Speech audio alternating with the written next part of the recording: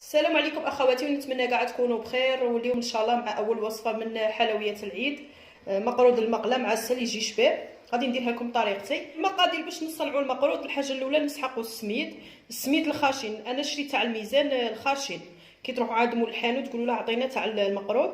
ولا شريتو تاع القابسه شنو نصف غليظ، هذا تاع في الكاليتي تاع مولا ولا تاع سفينه يجي نصف غليظ. انا شريت تاع الميزان كما راكم تشوفوا. غادي نوزن لكم المقادير بالغرفيه. هنايا عندي هاد الغرفيه المتوسطه تاع الحريره، غادي ندي منها 6 عبار تاع السميد. انا غادي ندير كميه مضاعفه 2 كيلو. نتوما الا درتو ديروا كيلو، ديروا غير 3 عبار تاع السميد. هذه الاولى، هذه الزوجه. عمروا الغرفيه شويه مليح هكا. هذه الثالثه، الرابعه، الخامسه، وهذه السادسه. 6 كيلو تاع السميد. غادي نوزن لكم ليدام اللي غادي نخدمه بها. انا غادي ندير خليط بين الدهان والسمن، وانتم الا بغيتو ديروا السمن وحده ولا بغيتو ديروا الدهان وحده، ولا تبغوا تخلطوهم في زوج كما درت انا درت شويه سمن وشويه تاع الدهان. غادي ندير لكم بالغرفيه نعمر، ما نعمرهاش حتى الفوق، نكملها بالزيت كما راكم تشوفوا. هذه الاولى، هذه الزوجه نكملها ثاني بالزيت هكا.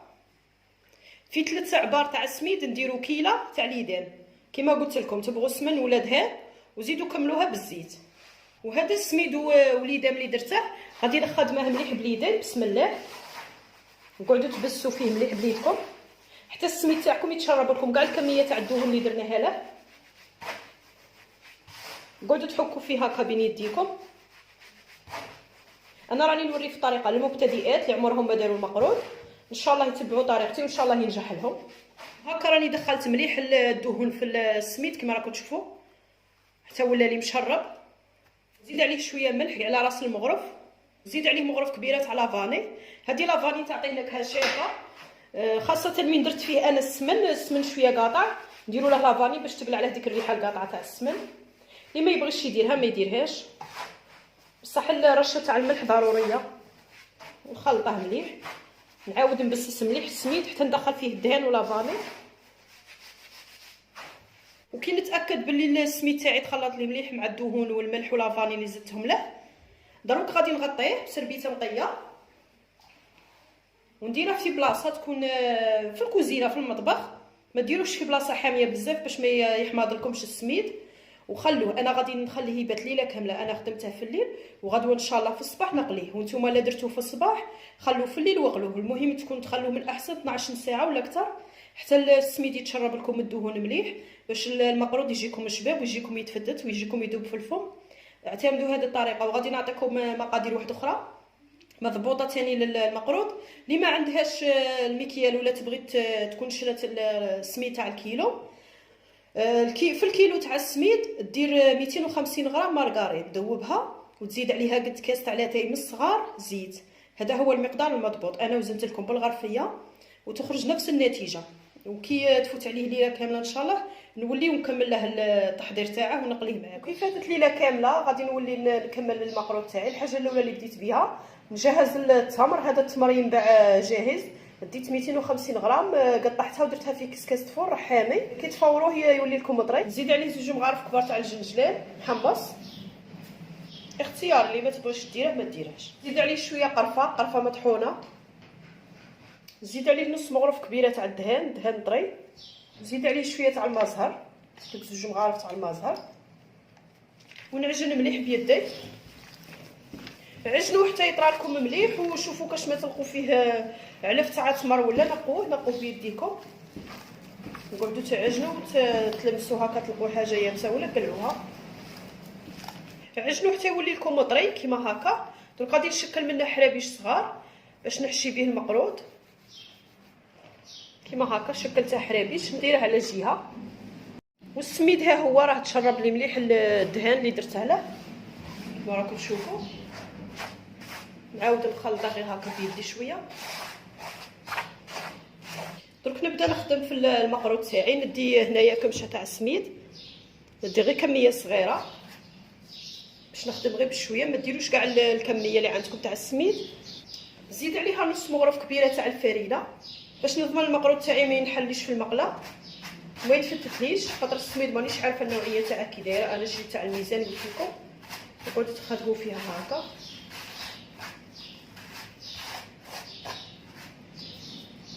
عندي غرفيه نصها درت فيه الماء ما بارد عادي، ودرت نصه ما زهر. غادي نبدا نزيد بالتدريج،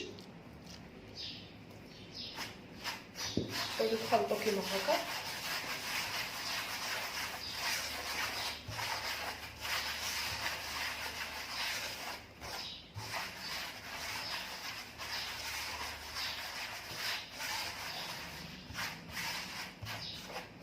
بلا ما تعجنوا قعدوا تلموا فيها.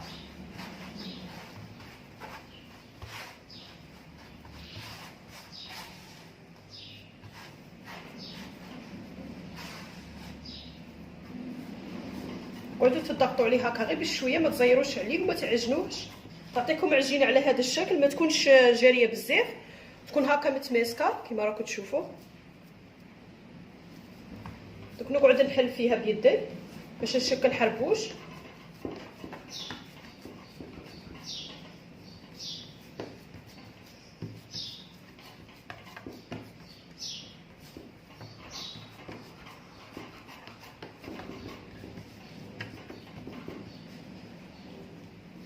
خدموا غير بالكميه القليله باش ما تنغبنوش، خاصه المبتدئات يدوا غير كميه قليله تاع السميد ويبداو يخدموا فيها.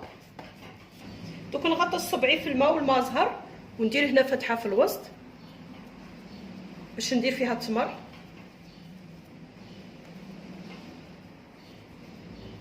ندي حربوش هكا نديره في الوسط، نقعد نضغط عليه. نزيد ندي واحد، هاد الكميه اللي تبقى نقلعها، ونبدا نغلف في الحربوش تاعي هكا، ونقعد نبلع على التمر كيما هاك.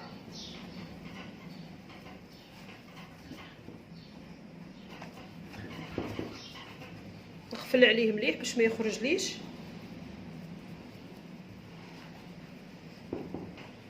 دوك غادي نقلبه، نقعد نضغط عليه شويه، ما تزيروش عليه بزاف.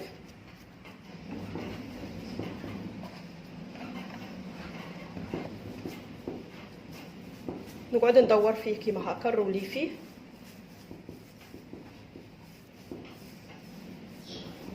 هكا شكلته درته على شكل حربوش كيما راكم تشوفوا. درك غادي ندي الطابع اللي غادي نطبع به المقروط.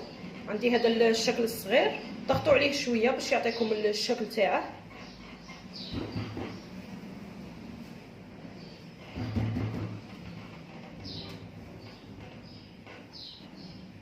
ها هو الشكل. غادي نقطع هذا الزائد، نقلع كاع هذا الزائد.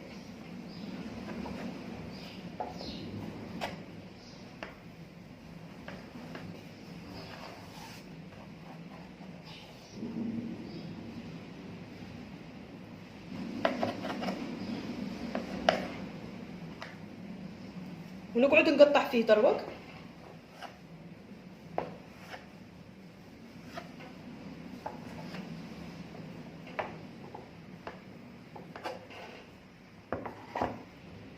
ونرفد بالحبه ونعاود لها هنا الاطراف تاعها، نعاودهم كاع بصبعي باش يجي الشكل تاعها شبيب.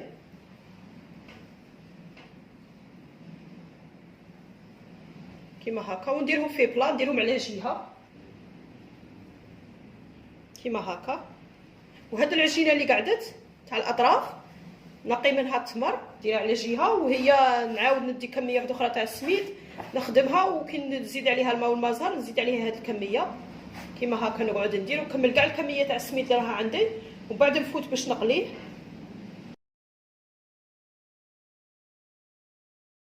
ودروك نبدا نقلي في المقروط. راني كملته، درت حبيبات هنايا عندي الشباك اللي غادي نقلي فيه، وراني دايره المقله تاع الزيت راها تحمى. نبدا بسم الله نقلي فيه. هذه هي المرحله الحاسمه في المقروط، ان شاء الله ما يتفتتش وينجح. الكميه تاع الزيت اللي قد تكون غزيره، ودرت شويه تاع العجينه من المقروط. نجرب لا الزيت راه حامي ليه مليح ولا مازال. كما راكم تشوفوا راه حمى، وشعلوا عليه وخلوه يحمى على نار هادئه. كي يحمى وكي يحمى مليح نبداو نقلو في المقروط. انا درت هذه تجربه، ونبدا بسم الله. نحط المقروط تاعي بالشباك. بسم الله. ونخليه ينقلع على نار هادئه. خلوه ينقلع على خاطرك، ما تتقلقوش عليه باش يطيب لكم من الداخل ويطيب لكم من برا، ما يجيكمش معجن من الداخل. نطلع نشوف. ها هو الحمد لله راه ما تفتتليش، راه نجح. نزيد نرديه يطيب شويه ودروك نقلعه، نعطيه غير هذا اللون الذهبي، ما تخلوش حتى يحمر بزاف، مازال غادي نعسلوه. ومن المقله نحطه مباشره في العسل، نقعد نرفد بالحبه.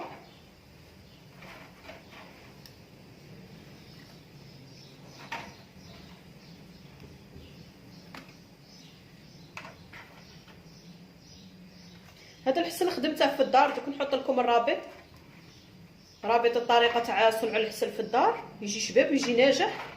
ديروا كميه كبيره خدموا بها حلويات العيد. انا درت 2 كيلو تاع السكر.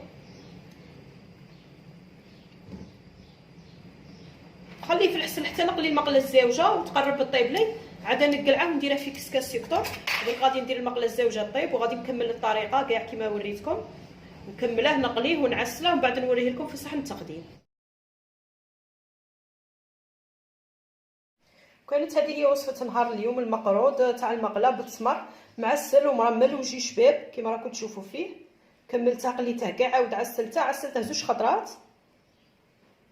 ها هو الشكل تاعه يجي شباب بزاف.